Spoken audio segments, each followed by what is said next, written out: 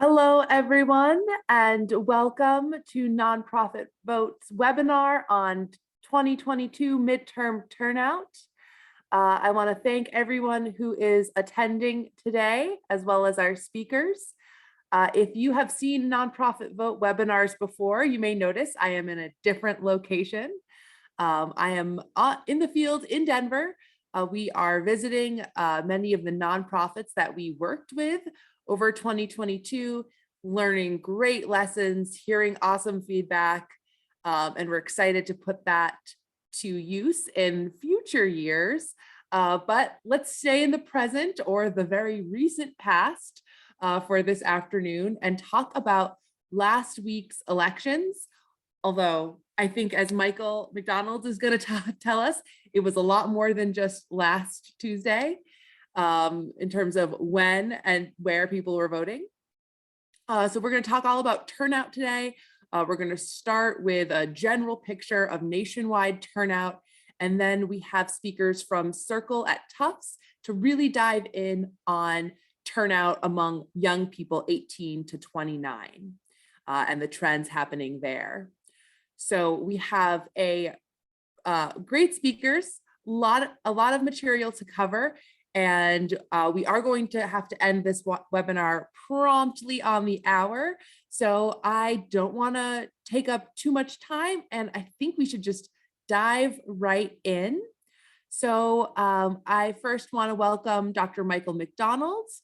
If you follow elections at all, you have seen him or read him, his blog and website, US Elections Project, which I think we're going to put in the chat, the link to if you've not seen, has great data. Michael has worked with us on our America Goes to the Polls reports in the past, if you've ever seen those. And so we're thrilled to have him back. Thanks for being here, Michael, and please take the floor. Yeah, I'm trying to go for a room rater of 0 on my office here. It's a pretty ugly office, but it is what it is. And I'll show you some much better information and slides with my, if I can figure out which of the windows I need to screen share with. Let's try this one. Yeah, there we go. Good. Great. So my name is Mike McDonald. I'm a professor of political science at the University of Florida. And of course, thank you so much for Nonprofit Vote for putting this webinar together. We've been collaborating on this for many years now on doing these webinars and getting out some reports on the election. So it's wonderful to do this again with Nonprofit Vote. And it's in the chat, but also, my website where I produce these turnout rates and other election information data is electproject.org. And you can follow me on Twitter before I move over to Mastodon, probably. All right, so where are we in terms of our turnout rates for this last election? And here are our midterm turnout rates from 1902 through 2022. We still have some more votes to count. These are not the final numbers that we have, but I'm guessing we're going to be around 46.5% turnout rate. Again, it's not the final number, but I think we're starting to get close where we've got a number of states that have pretty much finished counting their outstanding provisionals and cured mail ballots. There are, of course, some states we're very much aware of them because we've all been sitting on pins and needles trying to determine who's going to control the Senate and the House. So we know that there are still states that are counting ballots. There's nothing wrong with that. We're just counting legally cast ballots at this point. And that's why I don't think we quite have the very, very final numbers yet, but about 111 million people voted in this midterm election. And that turnout rate is slightly down from 2018, which was over 50%. It was at 50.1%. That was the highest turnout rate since 1914 for a midterm election. So it would have been really remarkable if we managed to maintain that. So we did go down a bit, but as you can see from this graphic, that's the 2022 turnout rate is going to be the second highest turnout rate that we've had in the last 50 years. So it's not a bad turnout rate at all. You'd have to go back to the 1960s to see a turnout rate that would be on par with the turnout rate that we just had. So it looks to me as though, yes, rates went down. We just got passed in 2020, the highest turnout rate election for a presidential election since 1900. So it really does look and feel like we're in an era of higher turnout at the moment. And likely what's driving that are, well, look, when people believe that their vote matters, they're more likely to vote. And when people see a very stark choice between the Democratic and Republican parties, they believe that that choice matters to them, and thus they're more likely to vote. So us being in an era of higher political polarization, we had been seeing presidential turnout rates going up. The midterm turnout rates had not been making that move at the same degree that the presidential elections had. So in 2018, it looks like that move up that we've been seeing in presidential rates, we're now seeing it in midterm rates as well. And so I expect as long as we're in this era of combative politics, we're likely going to continue to see high levels of engagement because people care and they believe that their vote matters. What about those who were voting before Election Day? Well, you know, look, turnout, the percent of people voting before Election Day has been going up over time. I'm guessing, and again, these are guesses because we're not going to get the final data until next year, probably midway next year. I'm guessing about 50% of the votes were cast prior to Election Day. Excuse me, 45% of the votes were cast prior to Election Day, and that would be about 50 million or so votes. So it's a little bit more, 47%. And we're not going to know for certain until we get more data. Not all the states report their voting numbers in terms of the number of votes that were cast. And then for me, I think someone who cast a mail ballot on Election Day itself by dropping it off at a polling location or maybe dropping it in the mail on Election Day, if they have that option to do so, if it's postmarked by Election Day. I personally, I think those people believe that they're voting on Election Day. And so these data that I'm showing you here, at least prior to 2022, would be the percent of people who say that they voted before Election Day on a survey that the US Census Bureau runs. And so we've been on this upward trend. There are a couple of factors that are continuing to drive that upward trend. One is that we continue to see states expand early voting options. We had a number of states, and I'll probably miss them all, but places like Nevada and Vermont and the District of Columbia and Virginia and New Jersey and Pennsylvania and Michigan were all expanding early voting options in this election compared with the 2018 election. Some of those were expansions that really happened as a response to COVID, and then those policies were remained in place for this election cycle.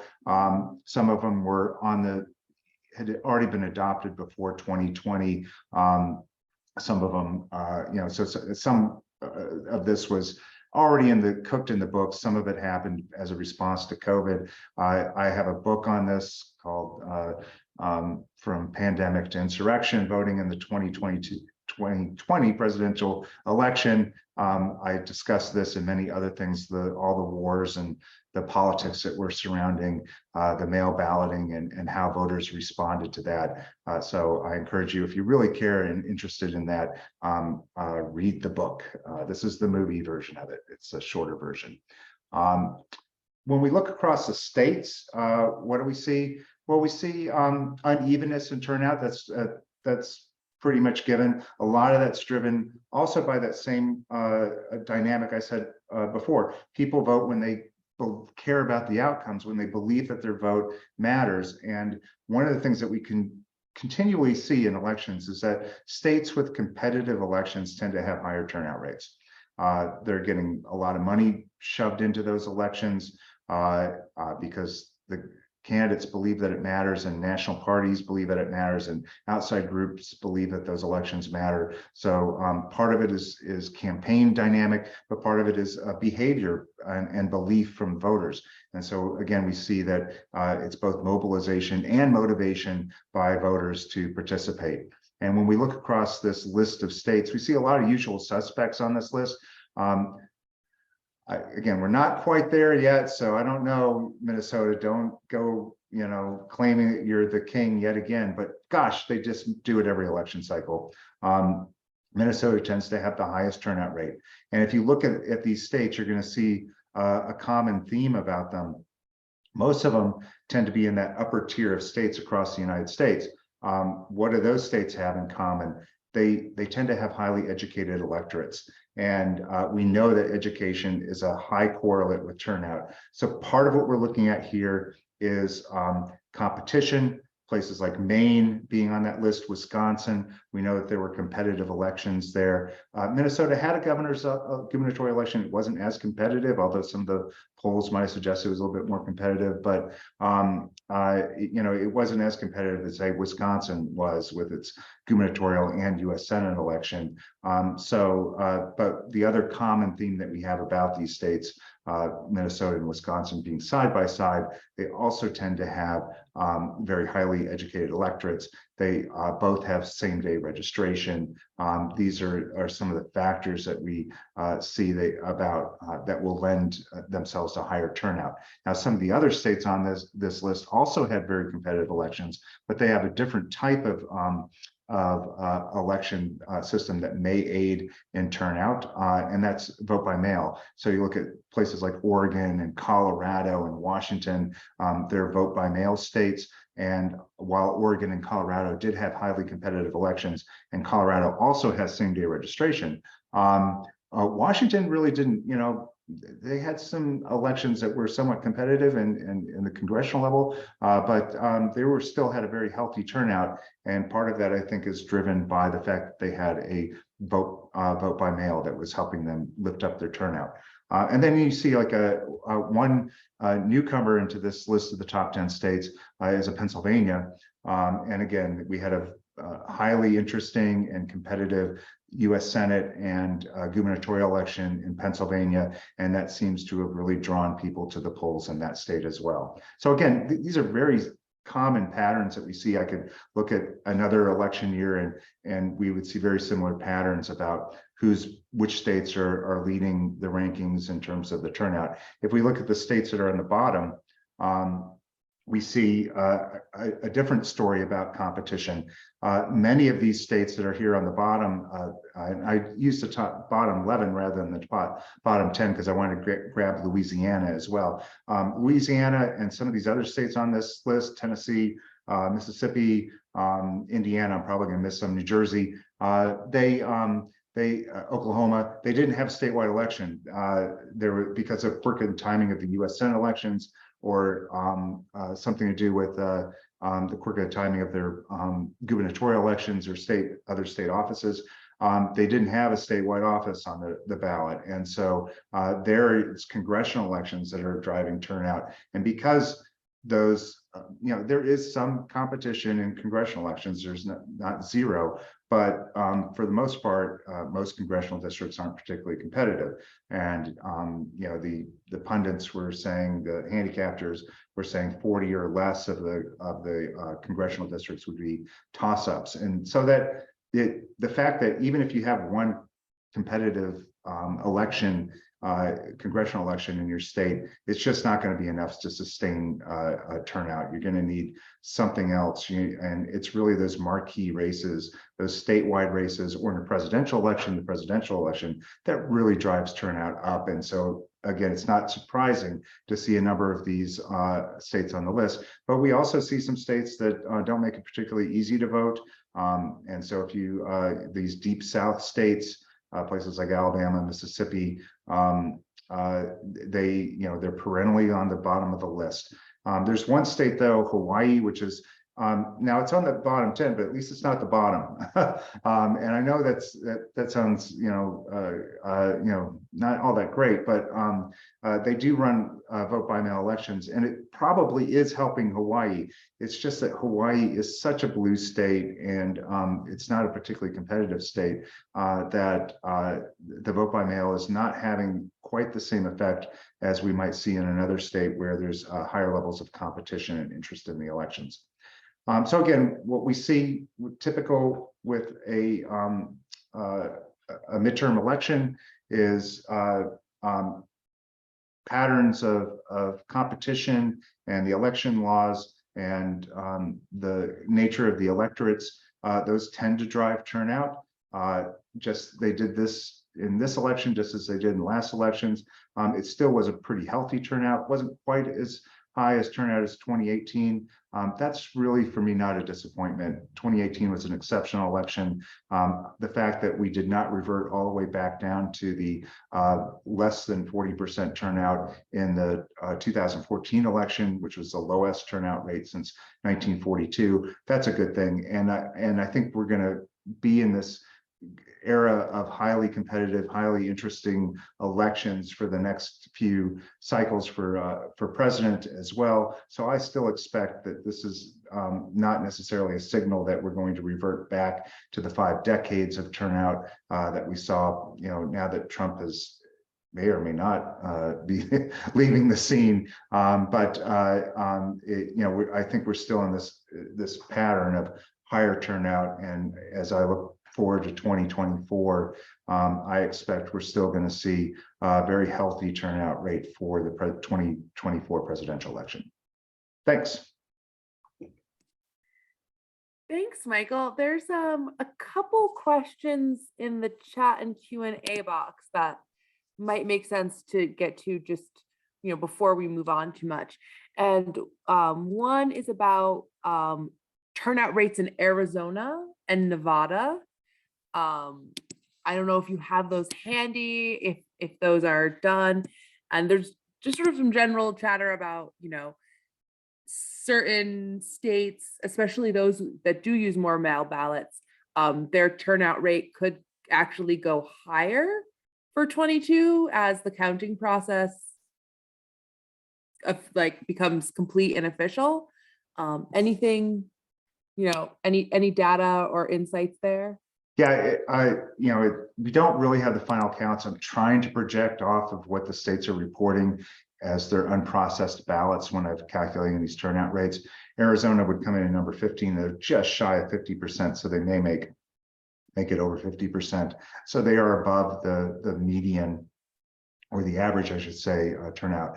Nevada is not quite there at 45.8%. And one of the things I really want to look at in Nevada once we get all the vote in, I want to look at the effect of the weather because there was a snowstorm in Nevada on the election day, and Republicans were, encouraging their voters to vote on election day and not vote earlier, and definitely not vote by mail. And I'm kind of curious, was that enough to cost them that Senate seat in Nevada? It may be, since it was so close, that the weather actually had an effect there.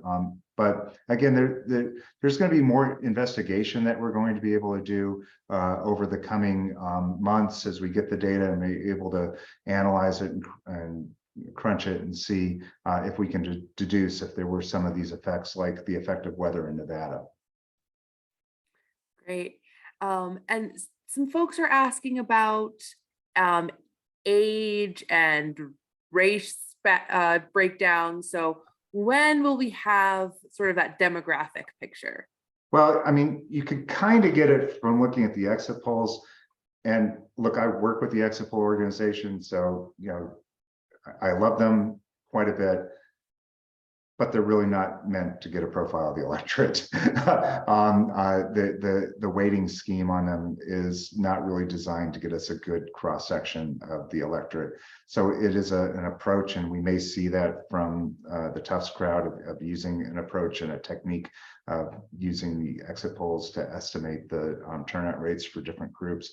But I would say let's wait for that census data. Let's wait for which will come out sometime usually around August of next year is when I would expect to see that data become available. Sometimes it's sooner, sometimes it's later.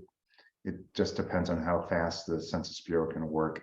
And then there also will be voter file data, and we're not going to have that till probably January or February, when states will start releasing the vote history with the election results from the 2022 general. So I know a lot of people want to know the answer to these questions now, and there are different data sources that we're going to have available that I think are going to give us the best look at the electorate. And so I would just say, let's hold tight until we can get more data. Great. Yeah, I know that's, we do all this voter engagement work at Nonprofit Vote, and then we have all these voter contacts that we were like, okay, we can't wait to analyze them, but we've got to wait patiently for the states to update their roles and to pull those voter files. So we're all in a bit of a waiting pattern for now. There are some more great questions, but I think for now, I actually want to move on to our next panelist, and then we'll do, have a more robust Q&A with everyone. But in the meantime, Michael, please put the link for your book into the chat so that anyone who wants can take a look. I think I ordered a copy and it's probably at my office. I will do that, and I'll try to answer a few questions in the chat. Great, thank you. All right, so as I said, it's good to have this big picture of sort of national and state trends, but I think a big story that we saw this year is that the youth vote made a huge difference. I don't know if anyone else is on TikTok like I am, but I saw a lot of Gen Zers saying, my vote canceled out a boomer vote. So there, I'm feeling and seeing a lot of energy and attention from young people about elections. So I think it's very fitting that we have some researchers from Circle at Tufts. Circle is the Center for Information and Research on Civic Learning and Engagement. So first, we're going to have Kelly Siegel-Steckler, who is a senior researcher at Circle. She focuses on civic development and political socialization in schools. And then her colleague, Peter de Guzman, who is an associate researcher at Circle and conducts research on voter registration, the electoral context of youth voting, and youth media creation. So Kelly and Peter, thank you for joining us, and I will let you take the floor. Yeah, thank you so much. We're really excited to share some of the work that we've been doing with all of you. Just for context about Circle, we are a nonpartisan research center based at Tufts University at the Tisch College of Civic Life. And our work is really centered around youth civic engagement in a variety of ways. And that includes youth voting and youth electoral engagement. We work really broadly in this area, but over the past 20 years or so, we've been around for about 21 years now. It's been very clear to us that challenges in terms of youth electoral participation and youth engagement are not necessarily generational, they're really structural. And so as a result, much of our work now is really focused on how to increase systematic support for a wider diversity of young people in the US to get engaged and participate in elections. So who are young voters? For our analysis, we focus on young people ages 18 to 29, so from when they become eligible to vote by aging in until before they turn 30. There are lots of different definitions of young, but that's what we're using. We're also particularly interested in 18 to 19-year-olds because these are youth who have become newly eligible to vote since the last election cycle. So over the last 2 years, more than 8 million youth turned 18 and became eligible to vote since the 2020 election. And they tend to look different than older parts of the electorate. 46% of those newly eligible voters are young people of color. And among the youth population, fully 1 in 5 young people identify as part of the LGBTQ+ community. And so there's a real shift in how young people identify themselves. And in addition to that, they're really tend to represent other groups that have been traditionally marginalized in US society and who might have less support behind them as they try to figure out how to navigate the electoral system for the first time. So our estimates show that youth actually have a strong participation trend. So we estimated that at a national level, 27% of 18 to 29-year-olds turned out to vote in the 2022 midterm elections.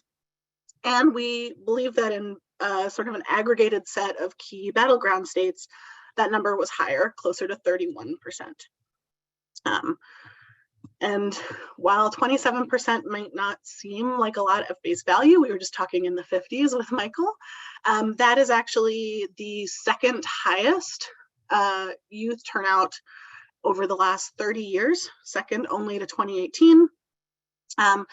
And you know, 2018 was the highest youth turnout since we've been keeping track of this data going back to the early 1970s, and when the voting age was lowered to 18. So it's a pretty significant number for young people to turn out. You can switch slides. So thanks, Peter. You can go to the next slide. Where does this number come from? So when we talk about youth turnout, we're talking about among everybody ages 18 to 29 who is eligible to vote, how many of them actually turned up to do so? This is different from the youth share of the electorate, which is the percent of people among everyone who actually voted that was 18 to 29-year-olds. So in order to get this sort of day after turnout, we use total votes cast. That comes from sort of news reporting of national returns state by state. The youth share, which comes from exit polls and tells us what percentage of people that voted were 18 to 29 years old. And then the national youth voting age population of 18 to 29-year-olds, citizen voting age population, and that comes from US Census data. We do this so that we can get a really quick estimate after the election. We know that there are lots of other ways to calculate turnout, and you'll see that year by year, we tend to compare this to CPS estimates, like Michael was just talking about, that come from US Census data, and it cleaves pretty closely. Usually our numbers are a little bit lower than the CPS analysis, but not always. And they do track pretty well over time. So while it's not a perfect estimate of turnout, it's a really useful way to get an early picture of how youth did and what inspired them to get to the polls. We really think this matters for a few reasons. And one of those, as Caitlin was just talking about, is that over time, youth have become increasingly partisan over the last several cycles, really since the turn of the century. And they have also started turning out at higher rates over the last 3 cycles. Youth are different than older sections of the population, if you want to go to the next slide, in that partisanship, right? So this is from 2022 exit polls. 18 to 29-year-olds tended to favor Democrats by more than 60%, whereas older groups favored Republicans, people over 45. And it really kind of remains to be seen. This 30 to 44 group, which tends to include millennials at this point, is sort of somewhere in the middle. So young people really look different than their older counterpoints. And in close elections, that really matters because they end up sort of shifting the electorate vote choice in different directions.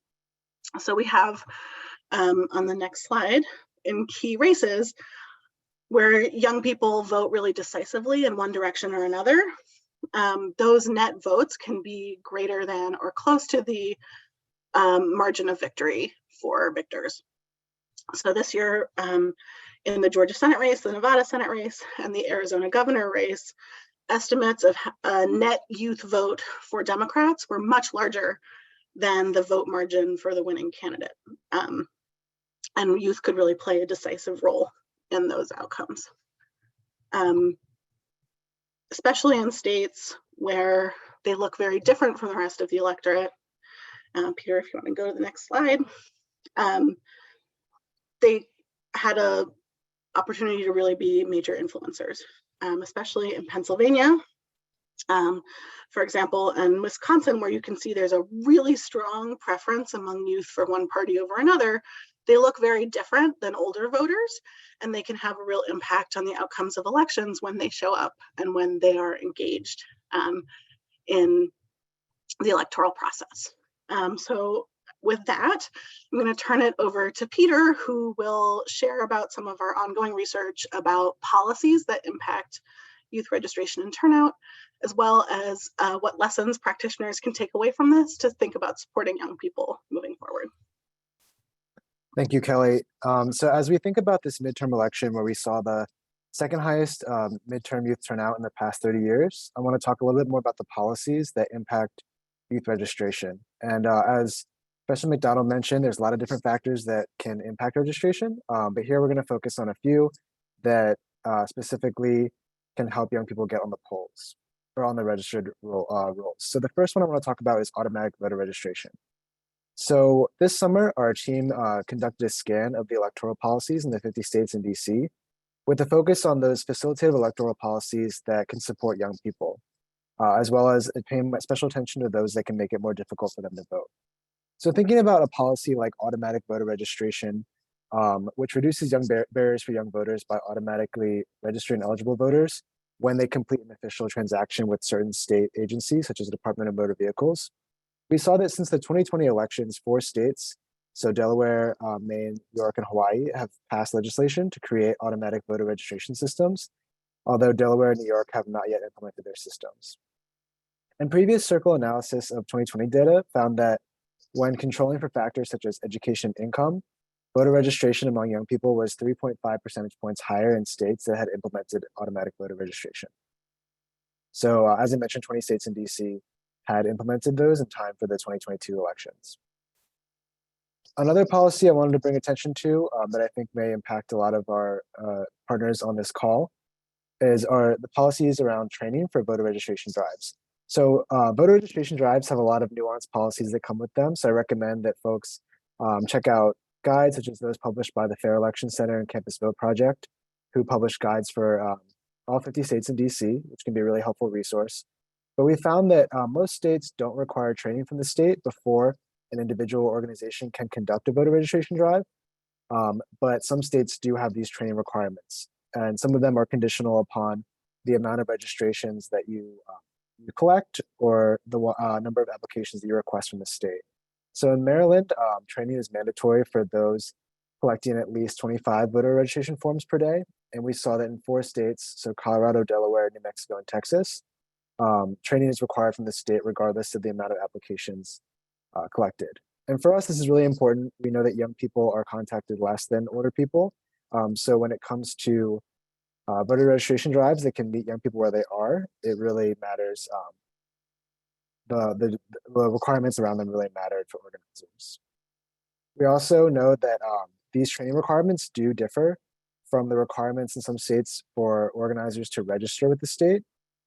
So those are also another detail that are really important to pay attention to when we think about conducting voter registration drives. The last policy I want to touch on briefly is pre-registration. So most states allow young people to register to vote if they will be 18 on or before the next election.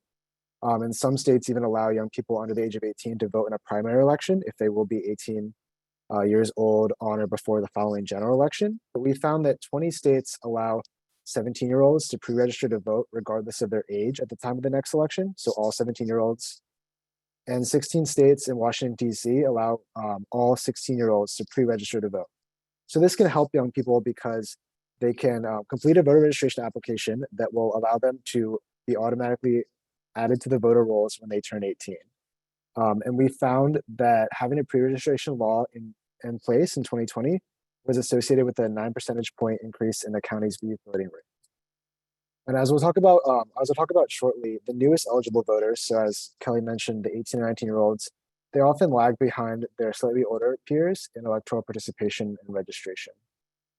So ahead of these midterms in this year, we tracked the state of youth voter registration in 2022, and we compared it to the last comparable midterm cycle, which was 2018.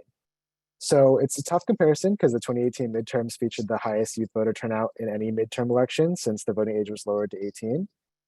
But by conducting an analysis of voter file data aggregated by Catalyst, we found that in more than half the states for which we had data, youth voter registration for ages 18 to 24 was higher than in 2018. And that included some key battleground states that Kelly mentioned, such as Michigan, Nevada, Arizona, and Georgia. And some of these states were also states where people voted on ballot measures related to abortion, such as Kansas, California, and Michigan.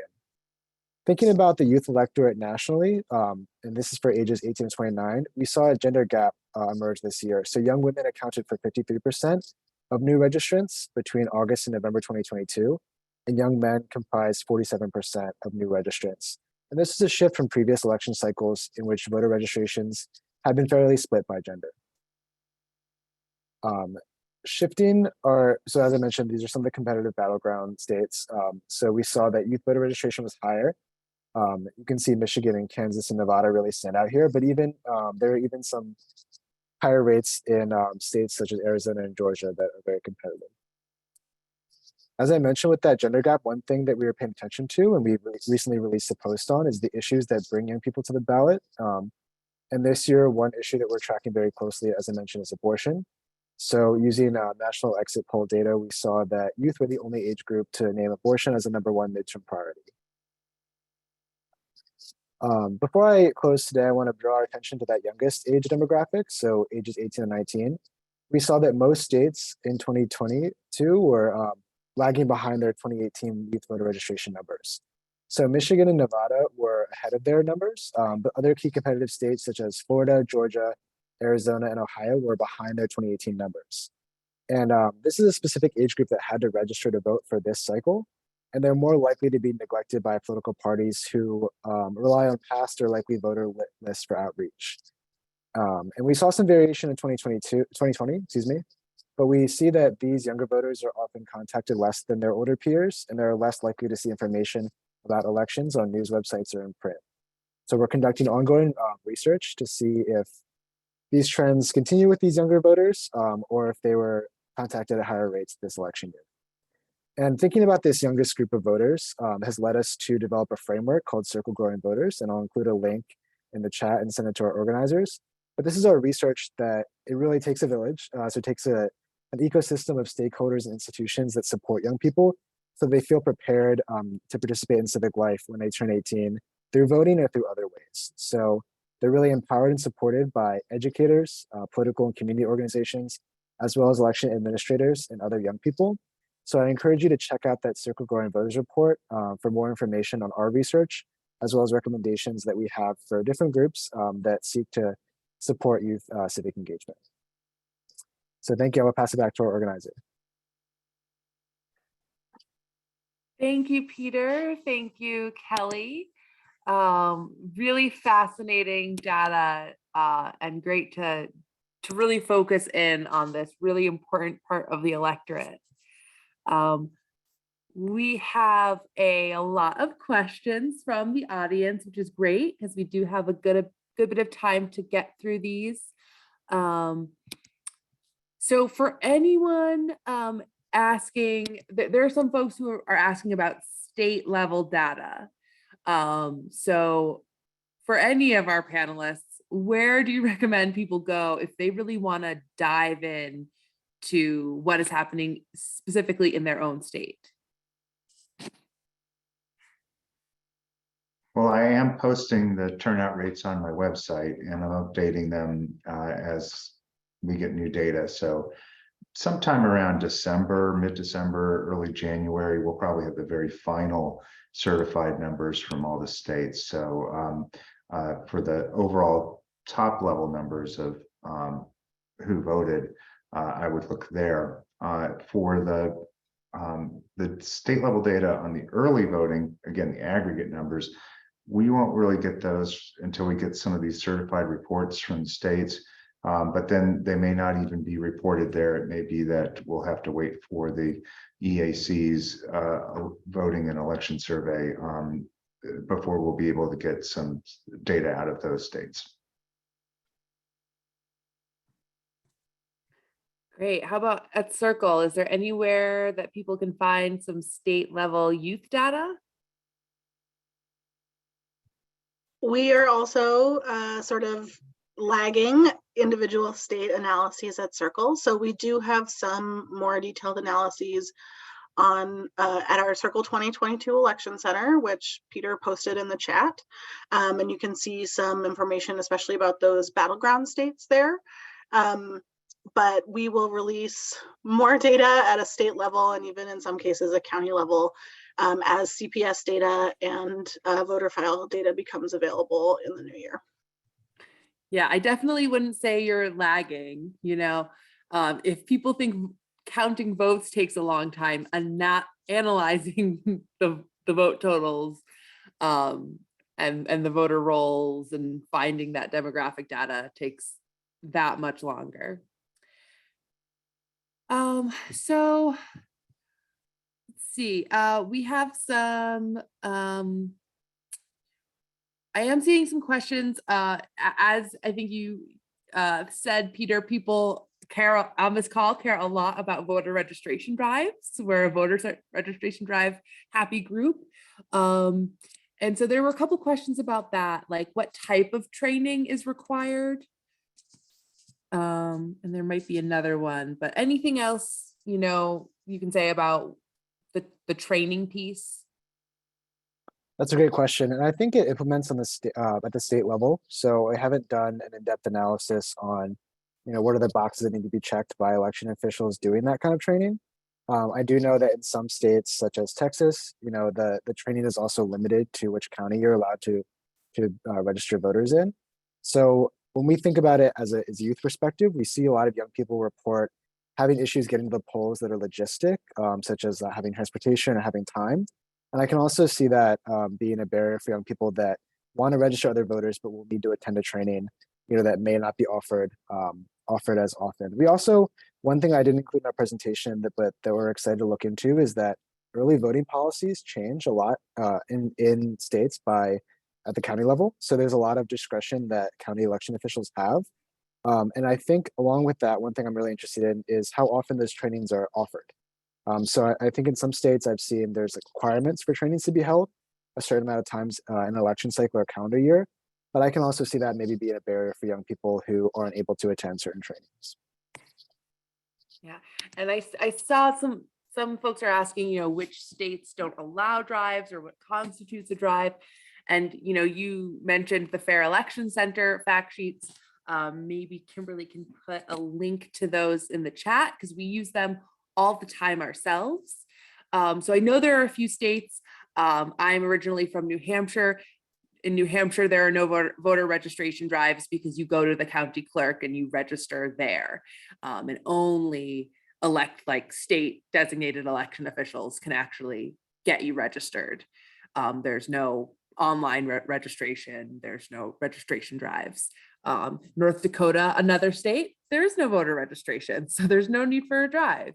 But to see your state's specific rules, yeah, absolutely. I recommend Fair Election Center. They're really simple, straightforward fact sheets that are super helpful. I believe it's just New Hampshire and Wyoming, I believe, but I definitely would check out those guides for some more clarity. So on the topic of sort of policy, we have someone asking about, is there any research on voter ID laws and how they might be impacting election turnout? Michael, are you aware of any research on this front? Well, first of all, I've been involved in lots of litigation over the years when it comes to these election laws.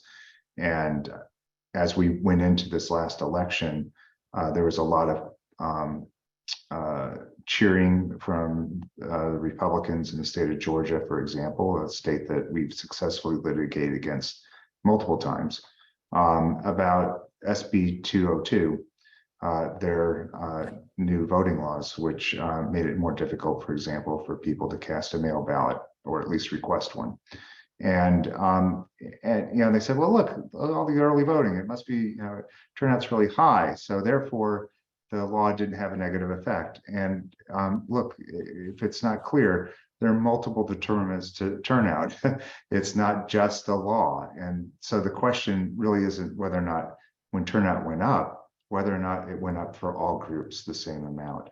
And if some people were out there that really earnestly wanted to participate, were they able to have that equal chance and opportunity to participate along with everybody else? And those are the sorts of questions that we're going to be looking at over the coming years. When it comes to voter ID laws, again, we have to look at the, we don't want to look at the overall turnout numbers. We want to try to see if there's targeted communities that may have been disproportionately affected by a law. And if we can detect that, and often it's hard to do that. Some of the clues that you might look at would be provisional ballot data.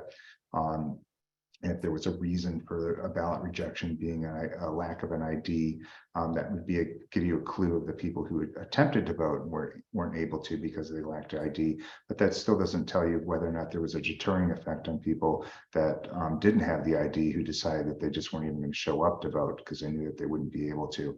But it's those data, and again, we keep saying, like, we're going to need more data.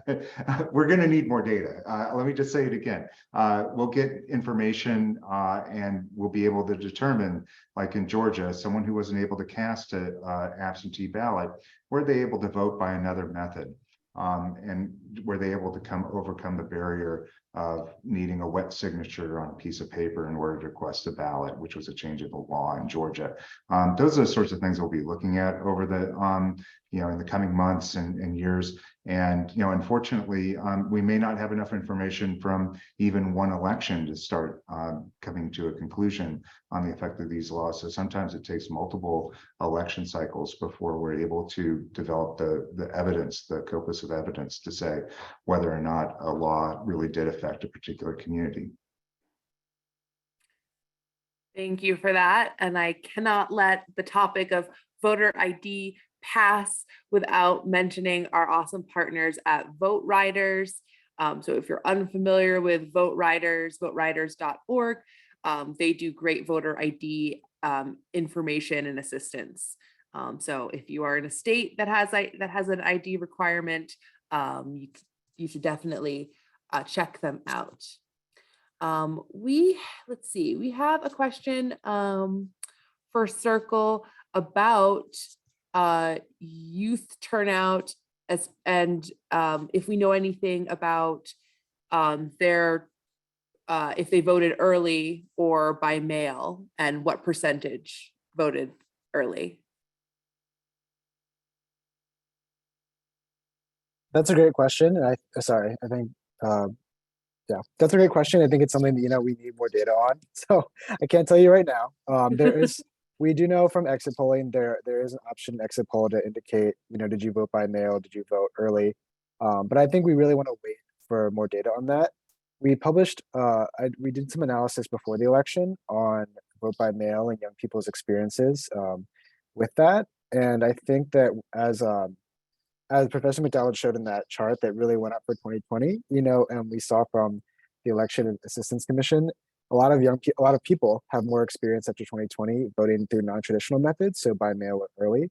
And we also saw in some states on the East Coast, there's been more expansion of early voting. So I think it's something we really want to pay attention to this year. Did young people who had to vote non-traditional methods in 2020 continue that practice for 2022? And will that influence their behavior going forward? I think is a really interesting question. So something we really want to pay attention to.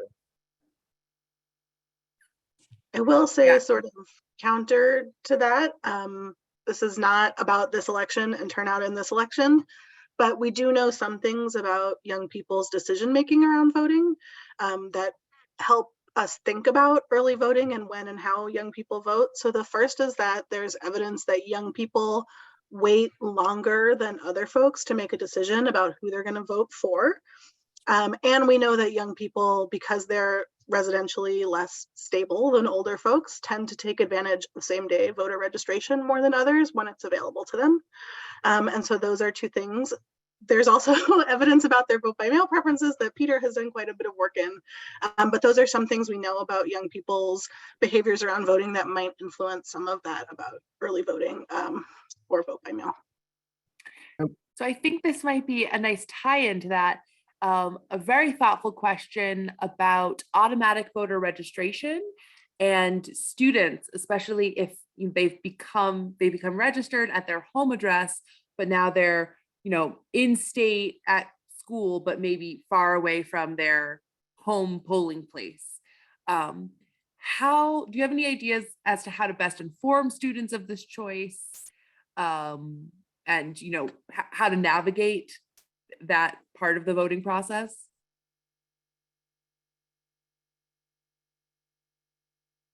That's a great question. I know there's a lot of groups on campuses and through coalitions such as the Students Learn, Students Vote Coalition that are incorporating voter registration into onboarding for a lot of students. So then they are presented with an opportunity. Oh, I have this option. So I think that messaging is tough, but it's important to advertise to students.